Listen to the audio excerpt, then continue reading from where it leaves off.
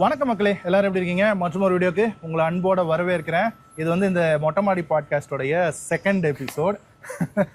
So yes, previous எபிசோடில் இந்த நம்மளுடைய ஆட்டோ கனெக்ட் இவெண்ட்டை பற்றி அதில் உங்களுக்கு இருந்த கொஷின்ஸுக்கெல்லாம் முடிஞ்ச வரைக்கும் ஆன்சர் பண்ணியிருக்கோம் அப்படின்னு நினைக்கிறேன்.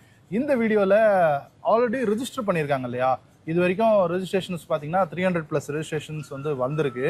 ஸோ அதுலேருந்து எங்களுக்கு கிடைச்ச லேர்னிங்ஸ் ஆர் நீங்கள் என்ன மாதிரியான கார்ஸ் ஆர் என்ன மாதிரியான எக்ஸ்பெக்டேஷன்ஸோட என்ன மாதிரியான ரிக்குவயர்மெண்ட்ஸோட இந்த ஈவெண்ட்டை நீங்கள் பார்க்குறீங்க அப்படிங்கிறத பேஸ் பண்ணி எங்களுடைய லேர்னிங்ஸ் என்னன்றது உங்கள்கிட்ட ஷேர் பண்ணலாம் அப்படிங்கிற ஒரு ஐடியாவோட இந்த வீடியோ பண்ணுறோம். First thing that we have learned at this time is that because நாங்க வந்து we were always under the impression EVs பார்க்கறவங்க EVs மட்டும் தான் பார்க்கறாங்க and ICE, that is petrol or diesel engines பார்க்கறவங்க அது மட்டும் தான் பார்க்கறாங்க. So that was our assumption. Correct. But in the experience வந்து what we have understood is that a car buyer is looking at both. Correct. EV and ICE, and EV யும் ICE சேர்ந்த ஒரு confusion point க்கு வருது. Correct.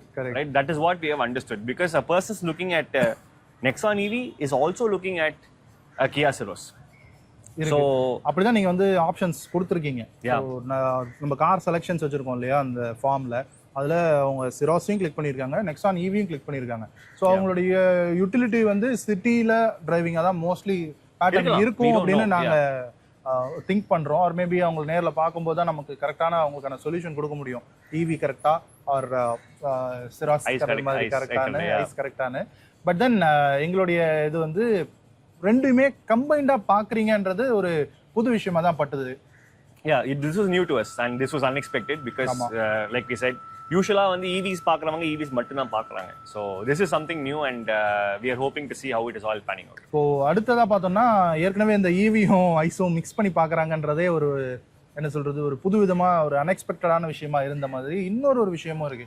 இப்போ say for example Citroen C3க்கு more than 40% people enquiry கொடுத்திருக்காங்க. Exactly, more than 40% அது for வந்து C3. Yeah, ஆமா, அது எங்களுக்கே கொஞ்சம் அப்படியா அப்படின்ற மாதிரி, because Citroen is a company that doesn't sell in more than 250 odd cars தான் per month அவங்க வந்து throughout India சேல் பண்றாங்க. அதுல 40 என்கொயரிஸ் நம்மகிட்டே இருக்கு இப்போ. புரியல. See, this also shows that people are looking for what a car basically means, right? ரொம்ப overloaded of tech வேணா, எனக்கு வந்து சிம்பிளரா ஒரு கார் வேணும், காரோட பர்பஸ் மட்டும் கொடுத்தா போதும். Maybe இதெல்லாம் நம்ம கெஸ் பண்ணிட்டு இருக்கோம். But the fact is that there are lots of people looking for 40% plus people looking to who are considering the Citroen C3. Correct. அது இன்னொரு vehicle that actually surprised us is the Mahindra Bolero Neo. Correct. This is also a sub 4 meter vehicle. Before you start asking, இதுவும் ஒரு sub 4 meter vehicle தான். ஆமா. இன்னொன்னு நான் ஓப்பனாவே சொல்றேன், Mahindra brand கிட்ட போய் பேசும்போது அவங்க வந்து காரும் 3XOவும் நாங்க வந்து ஷோகேஸ் பண்றோம், Bolero Neo வந்து ஒரு இன்ஸ்டிடியூஷனல் ப்ராடக்ட், அதனால அது வேணாம் அப்படின்னாங்க. இன்ஸ்டிடியூஷனல் ப்ராடக்ட்னா கவர்மெண்ட் போலீஸ்க்காக வாங்குவாங்க, இல்ல கவர்மெண்ட் யூசேஜ்க்காக வாங்குவாங்க. பிரைவேட் பையர்ஸ் பெருசா வாங்க மாட்டாங்க. நீங்க பிரைவேட் பையர்ஸ்க்காக தானே இந்த ஈவெண்ட்டை ஃபோக்கஸ் பண்றீங்க, அதனால Bolero Neo அவாய்ட் பண்ணிடலாமே அப்படின்னாங்க. அப்பதான் வந்து இந்த ஃபார்ம் நாங்க ஏன் வாங்குறோம்னு உங்கள்ட்ட சொல்லிருக்கோம். இந்த ஃபார்ம் வந்து இதுக்கு தான் யூஸ் ஆகுது. இந்த கொண்டு போய் காட்டும்போது 30+ வந்து Bolero Neo என்கொயரிஸ் இருக்கு அப்படிங்கிறப்போ, ஓகே நாங்க we are ready, நாங்க கொண்டு வந்து ஷோகேஸ் பண்றோம் அப்படின்னு மஹிந்திரா சைடுல இருந்து சொல்றாங்க. So this is also a point to be brought in because sub 4 meter compact SUV ன்ற ஒரு பாடி ஸ்டைல்ல வந்து there are only 2 7-seaters available. ஆமா. Renault Triber and the Mahindra Bolero Neo. And Bolero Neo is probably only diesel option there, right? 1.5 liter 3-cylinder turbo diesel. ஆமா.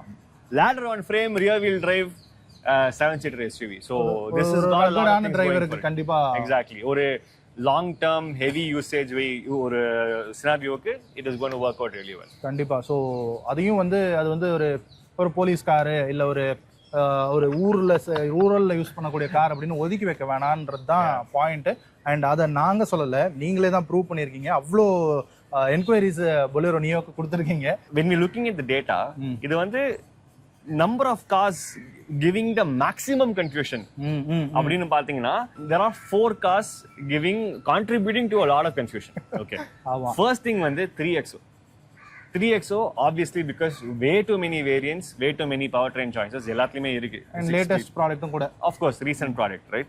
Next வந்து Tata Nexon 3XOக்கு ஏத்த மாதிரி Tata Nexon இருக்கு. அதுவும் அகைன் அதே மாதிரி ஒரு variant spread, power train spread எல்லாம் கூட இருக்கு. Third வந்து Kia Syros. Right? Syros is also a recent product. Recent product. அதுலயும் variety 9 lakhs and 22 lakhs வரைக்கும். Yeah. Variants. Right? Fourth thing is, surprisingly, the Sonnet is still there in this list. ஆமா. Right? The Sonnet is still there in this list, causing enough confusion to people. Correct. It could be that even between Syros and Sonnet there is confusion. That is also a fact that we haven't explored. But the fact remains that number of cars causing the most confusion to people's minds na இந்த நாலு car தான். 3XO வாங்கலாமா, Nexon வாங்கலாமா, Syros வாங்கலாமா, Sonnet வாங்கலாமா. Exactly. Confusion. So அது வந்து இந்த நீங்க கொடுத்திருக்கக்கூடிய requirementsல பாக்கும்போதே ரொம்ப விசிபிளா தெரியுது. அது வந்து ஃபீல் பண்ண முடியுது அந்த டேட்டாவை பார்க்கும்போதே. ஸோ அது அப்போ வந்து நம்ம பிளான் பண்ணி இந்த ஆட்டோ கனெக்ட் நடத்துறது வந்து கரெக்ட் தான். ஸோ இவ்வளோ கன்ஃபியூஷன்ஸோட மக்கள் இருக்காங்க, அதுக்கு ஒரு சொல்யூஷன் நம்மளால முடிஞ்ச வரைக்கும் ப்ரொவைட் பண்ணணும் அப்படிங்கிறது தான் idea. This is actually reassuring us. ஆமா. ஸோ நம்ம ஐடியா வந்து தப்பு இல்லை, ஓகே கரெக்ட் தான் அப்படின்னு நீங்க கொடுத்த டேட்டா வச்சு தான் நாங்க சொல்றோம்.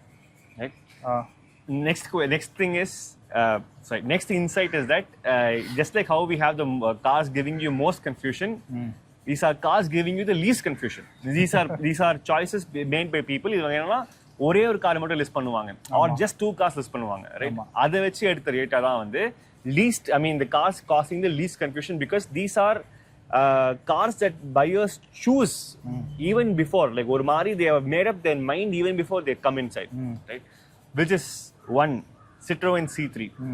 This is a buyer who knows that they don't want anything overly technical or over the top technical. They want a basic car, good suspensions, good AC, and probably even an automatic, and also recently updated with 6 airbags. And okay பண்ணிட்டாங்க. Yeah. இன்னொன்னு அது வந்து இது வந்து segment விட்டு வெளியில போறது தான், பட் வேகனாரை விட கொஞ்சம் எக்ஸ்ட்ரா பிரைஸ்லயே உங்களுக்கு வந்து பெரிய கார் கிடைச்சிருது அப்படிங்கிற ஸ்பேஷியஸ் கார் கிடைச்சிருது அப்படிங்கிற ஒரு ideology.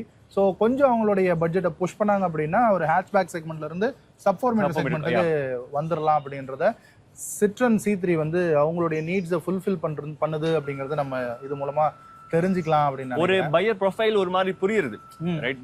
when there's a buyer who's choosing only C3, ஒரு sort of understanding வருது, okay, what is this buyer looking for அப்படின்னு சொல்லி ஒரு just an understanding for us. Correct. Second car that is causing the least confusion is the Skoda Kailak, right? And again, like how Rahul said in the previous video, if you haven't seen it, please see it.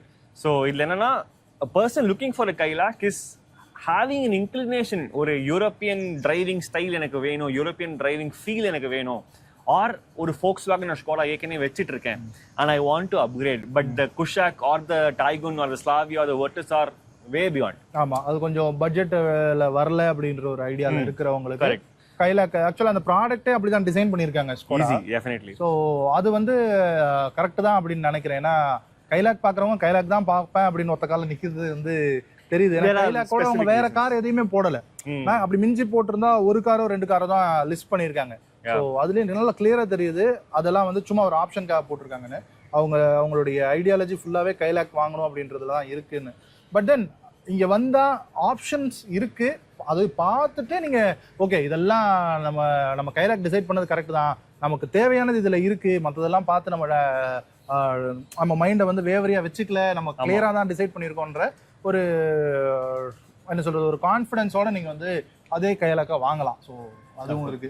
Third car, unexpected again, is the Maruti Jimny, right?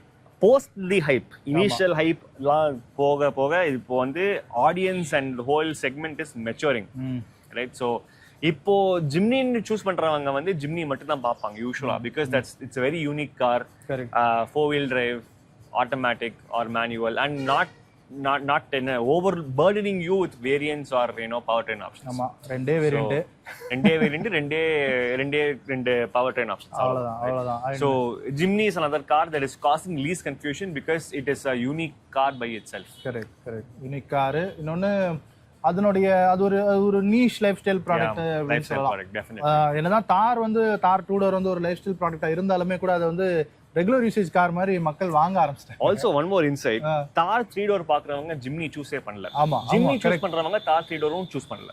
Correct. So இது வேற segment, அது வேற segment, மக்களை பிரிச்சிருக்காங்க. The thing is இதெல்லாம் வந்து we can all just talk about it, right? But now we are back with data. அதுதான் that's the difference here. We are back to data that is showing us all of these things. Correct. So இது வந்து எங்களுக்கு it helps us prove our own points sometimes. இப்போ அடுத்ததா இருக்கிற confusion வந்து இந்த ரீபேட்ச்டு கார்ஸ்ல இருக்கிற the badge engineering அப்படின்னு சொல்றாங்கல்ல. Yes. Say for example இந்த 21 கார்ஸ் இருக்கக்கூடிய இந்த sub 4 மீட்டர் செக்மெண்ட்ல பார்த்தோம்னா 4 கார்ஸ் இருக்கு. இப்போ மேக்னைட் நிசான்ல இருக்கு, அதே கார் தான் கைகர்னு ரினோ கொடுக்குறாங்க. மாருதி வந்து ஃப்ராங்க்ஸ்னு கொடுக்குறாங்க, அதே தான் நம்ம டைசர்னு டொயோட்டால கொடுக்குறாங்க. இதெல்லாம் ரெண்டுமே சேம் கார்ஸ் தான், ஆனா நீங்க அந்தந்த பிராண்டோட ஒரு மாதிரி ஒரு preference align ஆகுது, or it could be multiple things, but we have noticed that people seem to consider the Nissan Magnite over the Renault Tiger. என்னன்னா அது எல்லாமே ஒரே ப்ராடக்ட்டா இருந்தாலுமே கூட மெஜாரிட்டி ஆஃப் பீப்புள் வந்து நிசான் மேக்னைட் சைடு போறாங்க கைகரை விட. இது வந்து ரிலேட்டிவ்லி ப்ரொபோர்ஷன் வந்து ரொம்ப கம்மியா இருக்கு. அண்ட் அதே மாதிரி பார்த்தோம்னா ஃப்ராங்க்ஸ் அண்ட் டைசர்ல மாருதி தான் அந்த ஃப்ராங்க்ஸை பண்ணி கொடுக்குறாங்க டொயோட்டாவுக்கு. But the Tizer is actually having a lot more people interest. Correct. Tizer-க்கு நிறைய பேர் சூஸ் பண்ணிருக்காங்க for them to consider the car more than the Franks, which means that maybe people are valuing the brand over the product. Product same தான், மாருதியோட reliability இருக்க போகுது. But இருந்தாலும் அந்த Toyota பேட்ஜோடைய அந்த ஒரு ப்ரீமியம்னஸ் நம்ம வந்து என்ஜாய் பண்ணலாம். டொயோட்டா ஷோரூம்ல டெலிவரி எடுக்கிறது, டொயோட்டா ஷோரூம்ல சர்வீஸ் விடுற அந்த ஃபீலை எக்ஸ்பீரியன்ஸ் பண்ணலாம்னு நினைக்கிறாங்களோ என்னவோ. Same thing with Renault and நிசான்னு நினைக்கிறேன். அந்த brand value. Also Magnite is a vehicle that's recently updated. Correct. Recently updated. டிசம்பர்ல தான் அந்த ஃபேஸ் லிஃப்ட் வந்தது. So அதனால ஒரு அப்டிக் இருக்கலாம். But Renault has also not been, I mean ஒரு கைகர் பத்தி பெருசா எனக்கு ப்ரமோஷன் நான் பார்க்கவே இல்லையே ரொம்ப நாள். கரெக்ட். கைகரை பெருசா அவங்க புஷ் பண்ணவே இல்ல. ஈவன் அவங்க எந்த ப்ராடக்ட்டுமே புஷ் பண்ற மாதிரி தெரியல. பட் தென் அதே இன்ஜின் ஆப்ஷன்ஸ்ல டர்போ மட்டும் இல்லாம அவங்க கிட்ட அந்த 7 சீட்டர் ட்ரைபர் இருக்கு. That triber seems to be having, maybe அது வந்து கைகரை கேனிபலைஸ் பண்ணலாம். maybe yes. சோ இந்த மாதிரி தான் நாங்க வந்து உங்களுடைய டேட்டாவை வச்சு அனலைஸ் பண்றோம். சோ இதுக்கு தான் மெயினா உங்க டேட்டா வந்து யூஸ் ஆகுது. So this is helpful. Even I mean not just for us, even for you it will be helpful. அதனால தான் இதை அப்படியே உங்கள்கிட்ட ஷேர் பண்ணணும் தான் what everybody else is thinking. So இப்போதைக்கு வந்திருக்கக்கூடிய இன்புட்ஸ்ல இருந்து என்ன விஷயங்கள் நாங்கள் லேர்ன் பண்ணோம் அப்படிங்கிறத உங்கள்கிட்ட ஷேர் பண்ணுன்றது தான் இந்த சின்ன வீடியோ. ஸோ ஐ திங்க் இந்த வீடியோ உங்களுக்கு பிடிச்சிருக்கும்னு நினைக்கிறேன். ரெஜிஸ்டர் பண்ணாதவங்க ப்ளீஸ் டூ ரெஜிஸ்டர். கீழே கமெண்ட் செக்ஷனில் நம்ம ஆட்டோ கனெக்ட் இவெண்ட்டுக்கான ரெஜிஸ்ட்ரேஷன் ஃபார்ம் இருக்குது. ஸோ ஆட்டோ கனெக்ட் அப்படிங்கிறது இந்த 21 sub 4 மீட்டர் SUVs எல்லாத்தையுமே ஒரே லொக்கேஷனில் 2 day ஈவெண்ட்டாக May 31st and June 1st நம்ம YMCA ராயப்பேட்டா கிரவுண்ட்ஸில் ஒரு ஈவெண்ட் பிளான் பண்ணியிருக்கோம். உங்களுக்காக இந்த ஈவெண்ட்டை ஹோஸ்ட் பண்ணுறது நாங்கள் 2 பேர் தான், கார்பாலும் மோட்டர் மாலையும் சேர்ந்து தான். வேறு ஒரு third party event management company கிடையாது. நாங்களே தான் திங்க் பண்ணோம், நாங்களே தான் எக்ஸிக்யூட் பண்ணுறோம். ஸோ உங்களுக்காக பண்ணக்கூடிய ஈவெண்ட் தான். அண்ட் இந்த ஈவெண்ட் ஃபுல்லி ஃப்ரீ தான். ஜஸ்ட் ஒரு ரிஜிஸ்ட்ரேஷன் லிங்க் மட்டும் இருக்குது. இப்போ நாங்கள் மேலே பேசின 15 நிமிஷம் தான் எதுக்கு இந்த ஈவெண்ட்டுக்கு ரெஜிஸ்ட்ரேஷன் ஃபார்ம் வச்சுருக்கோம், உங்ககிட்ட டீட்டெயில்ஸ் கலெக்ட் பண்ணுறோன்றதுக்கான பதில் தான் இந்த வீடியோ. ஸோ உங்களுக்கு கிளாரிட்டி கிடச்சிருக்கோன்னு நம்புகிறேன். ஸோ இந்த ஈவெண்ட்டுக்கான ரெஜிஸ்ட்ரேஷன் ஃபார்ம் கீழே இருக்குது, ஃபில்அப் பண்ணிடுங்க. ஈவெண்ட்டுக்கு டேரெக்டாக வாக்இன் பண்ணிடுங்க.